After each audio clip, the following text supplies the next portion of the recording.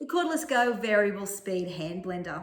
The battery attaches to the top of the machine by simply clicking into place. It has a removable stainless steel blending arm and also a pan guard for protecting any non-stick cookware. Also comes with a 3-cup beaker with lid. Great if you're doing any liquid ingredients to stop the splashing. There are 2 switches on the body of the machine, an on-off switch and also a safety switch.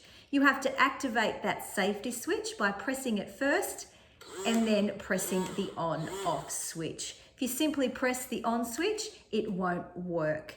So press the safety switch and then on. The variable speed works by how hard you press that on. If you press it gently, it's a lower speed. Press it harder and then you get your higher speeds.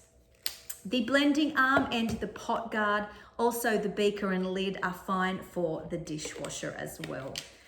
The variable speed hand blender comes with the battery included, and there's also a 1-year warranty.